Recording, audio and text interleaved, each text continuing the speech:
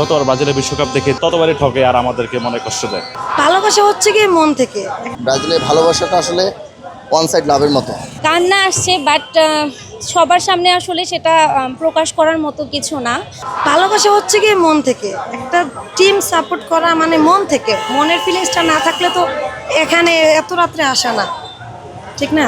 মন থেকে সাপোর্ট করেছি, but it's okay, no problem. কান্না আসছে, বাট সবার সামনে আসলে সেটা প্রকাশ করার মতো কিছু না। বিকজ আমরা যদি হেরে যাই, আমাদের যদি কনফিডেন্স না থাকে, তাহলে আমাদের টিমের কি হবে?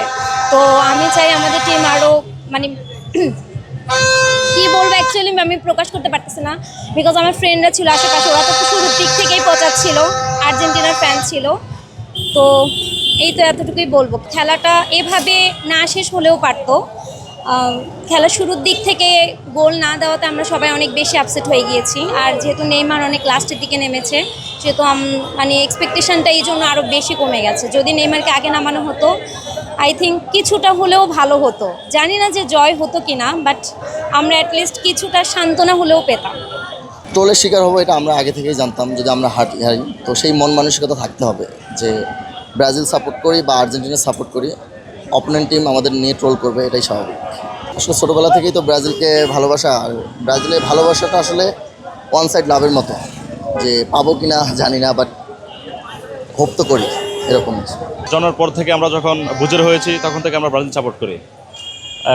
অনেকে বলে আমরা কাপ দেখে সাপোর্ট করি, আসলে আমরা খেলা দেখে সাপোর্ট করি। নেইমারকে দেখে আমরা দল সাপোর্ট করি, ঠিক আছে।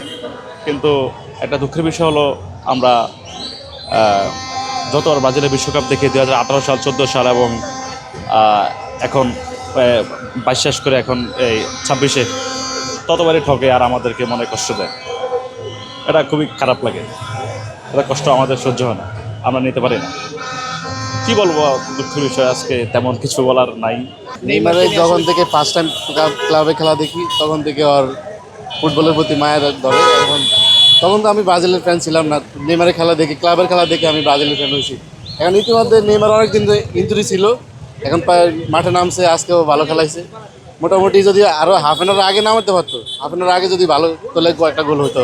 কিন্তু আমাদের প্রত্যাশা ছিল যে নেইমার আরও আগে নামলে হয়তো বা আরও ভালো দিতে পারতো ব্রাজিল।